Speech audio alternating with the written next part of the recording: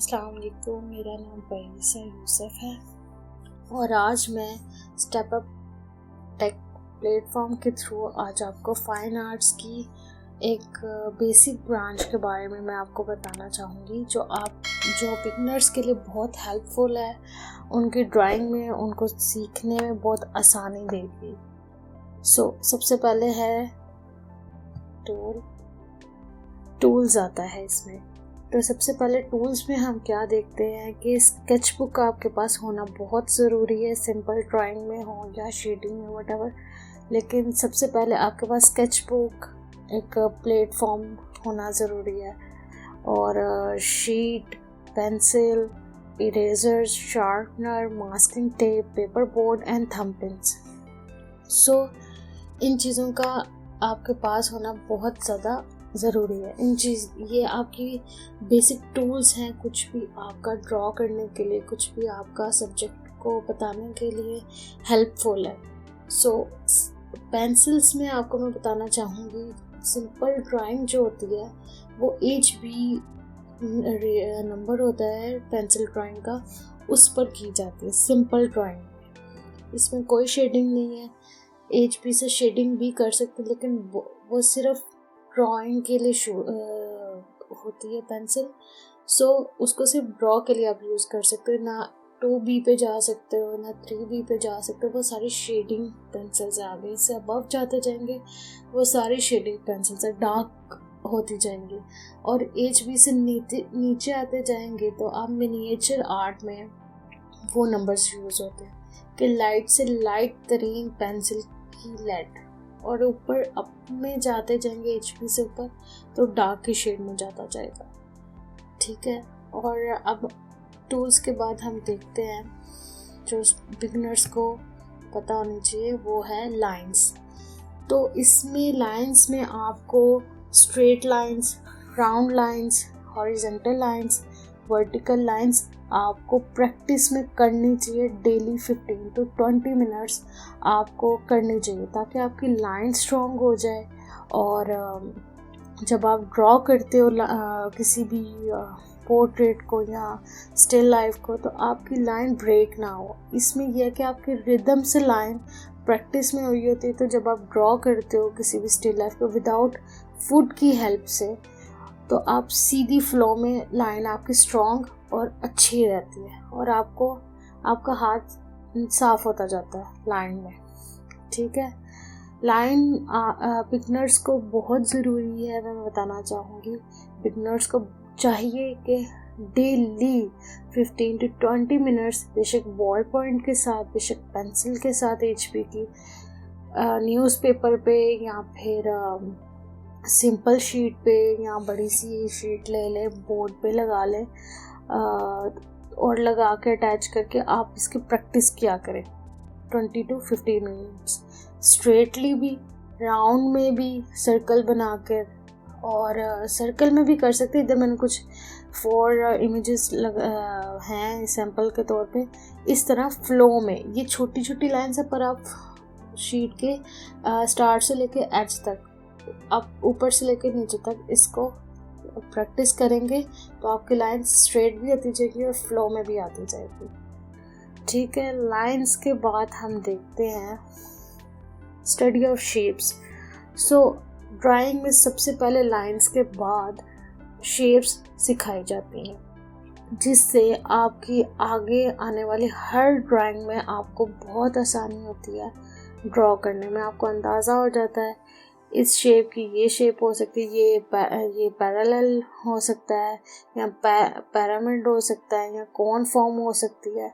आप खुद जब नेक्स्ट स्टिल लाइफ बनाते हो या कुछ भी ऐसे ड्रॉ करते हो तो उसमें कोई ना कोई शेप होती है। ठीक है।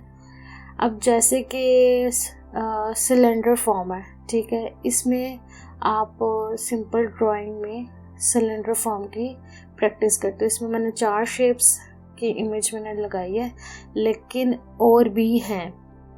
ठीक है। ये सैंपल के तौर पे मैंने बिगनर्स को बताना चाहिए। इसमें ये है कि आप किसी भी इंस्टीट्यूट में जाते हो तो आपको सबसे पहले इन शेप्स की प्रैक्टिस करवाई जाती है और मेजरमेंट लेना बताया जाता है कि इसकी कैसे मेजरमेंट आप लोगे, और बेशक हॉरिजॉन्टल है बेशक आप वर्टिकल ले लो, तो इसकी मेजरमेंट आप जहाँ बैठे हो वहाँ से कैसे ली जाती है।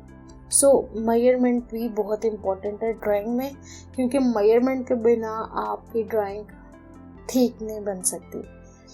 ठीक है, तो मेजरमेंट भी ज़रूरी है, वो भी बिगनर्स को चाहिए कि वो उसमें भी उनको अंदाज़ा होना चाहिए, उन्हें पता होना चाहिए कि जब आपने ड्रॉ करना है तो इस चीज़ की आप कितनी मेजरमेंट ले रहे हो और कितनी नहीं। ठीक है, सो इसमें आ जाता है शेप्स। मैं आपको बता रही थी, इसमें सिलेंडर फॉर्म है, इसमें क्यूब फॉर्म है, स्फेयर फॉर्म है, पिरामिड फॉर्म है, कॉन फॉर्म है, ट्रायंगल प्रिज्म है। ठीक है, ट्रायंगल प्रिज्म इधर पढ़ा नहीं है, इसमें क्यूब फॉर्म पड़ा हुआ है। ट्रायंगल थोड़ा विड्थ में होता है ज़्यादा, लेकिन होता क्यूब की तरह। ठीक है, सो शेप्स पढ़ने समझने के बाद हम आते शेडिंग टूल्स पे। अब मैंने यहाँ पे 6 सैम्पल के तौर पे मैंने ना आपको दिखा रही हूँ बिगनर्स। ये 6 किस्मों की होती है shading. Hatching, cross hatching second one है, स्ट्रिपलिंग जो पॉइंटर से की जाती है उसकी निब से। ठीक है, अब ये जो हैचिंग है इसको देखें, वो वर्टिकल और नीचे से वर्टिकल है बनी हुई शेडिंग करते हुए, ऊपर से नीचे आ रही है और नीचे से ऊपर जा रही है। और क्रॉस हैचिंग है जाली की तरह देखें बनी हुई है, हॉरिजॉन्टल जा रही है, इस तरह जाई जा रही है। और स्ट्रिपलिंग जो है वो बॉल पॉइंट की निब से या पॉइंटर की निब की हेल्प से उसकी शेडिंग निकाली जाती है। डार्क से लाइट की तरफ जाया जाता है, या लाइट से डार्क की तरफ भी जा सकते हो, बट मोस्टली स्टूडेंट डार्क से ही लाइट की तरफ जाते हैं। फिर है स्ट्रिपलिंग के बाद आता है स्क्रिबलिंग, यानी कि वो थोड़ा मिक्सिंग करके आता है पेंसिल के साथ, आप हल्का हल्का करते हो उसको, मिक्स करने की कोशिश करो। सर्कलिंग में आता है कि जब आप अब ये गोल शेप है, लाइक आप ले लो ये बॉल है ना, बॉल शेप है, उसको जब जो चीज़ गोल होती है ना उसको सर्कलिंग ही उसकी शेडिंग वैसे करनी चाहिए ताकि वो पता चले वो चीज़ गोल है। अब आप गोल चीज़ पर वो निकालोगे, क्रॉस हैचिंग कर दोगे तो वो कुछ और ऊपर सैंपल बना है वो उस तरह का गोल नहीं लग रहा, लेकिन अब सर्कलिंग में आप देखोगे तो वो लग रहा है सर्कल है, कोई बॉल टाइप चीज़ है। ठीक है, अब एक फिंगर ब्लेंडिंग में फिंगर के साथ भी मतलब डार्क करके इसमें किया जाता है। फिंगर के साथ आप अगर आपकी लेड ज़्यादा लग गई है, डार्क हो गया, तो आप फिंगर की हेल्प से उसको हल्का हल्का ब्लेंड कर सकते हो, हल्का हल्का मिक्स कर सकते हो वाइट पोर्शन के साथ, तो वो भी आपकी फिंगर ब्लेंडिंग में आ जाता है। ये शेडिंग की टूल्स है। ठीक है, ये इस तरह के 6 टाइप्स हैं, तो ये यूज़ होती हैं इन योर ड्राइंग। ठीक है, सो इसके बाद है बॉडी पार्ट्स।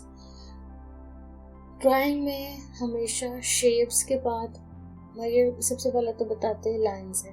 ठीक है, लाइंस के बाद बताई जाती है ज़रूरी स्टूडेंट्स को साथ साथ बताई जाती है मेजरमेंट्स के बाद बताया जाता है शेप्स के बाद शेडिंग।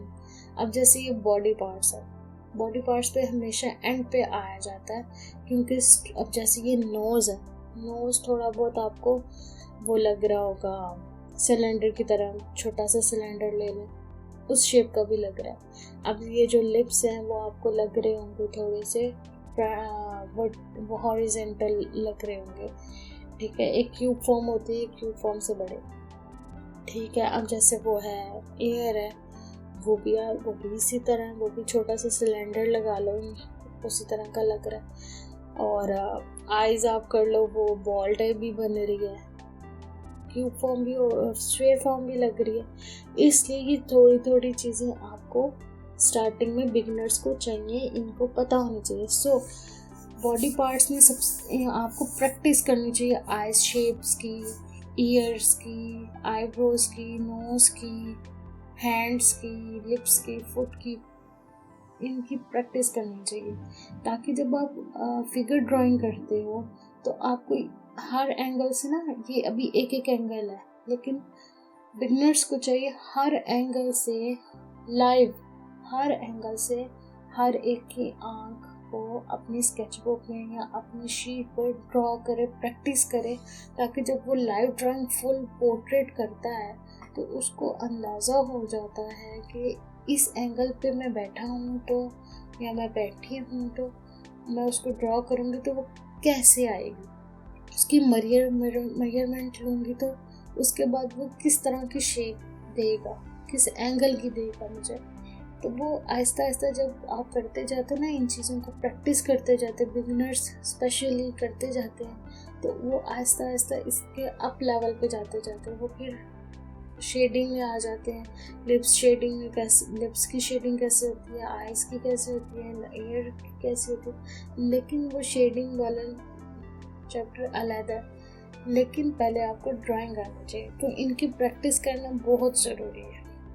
ठीक है, सो होप सो ये चीज़ें बिगनर्स को हेल्प देंगी, और वो प्रैक्टिस करेंगे तो आपकी ड्राइंग और इम्प्रूव होती जाएगी। कुछ स्टूडेंट्स भी या बिगनर्स ऐसा करते हैं कि वो लोग ना direct without measurement, without practice के चाहते हैं कि हम पोर्ट्रेट बना लें, हम ये कर लें, हम वो कर लें। वो ऐसा नहीं होता।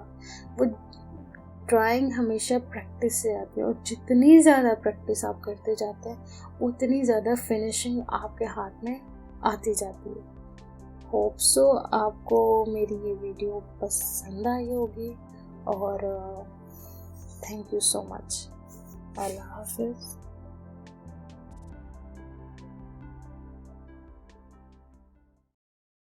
सब्सक्राइब करें step up take YouTube channel को और बेल के आइकॉन को प्रेस करें लेटेस्ट वीडियो सबसे पहले देखने के लिए।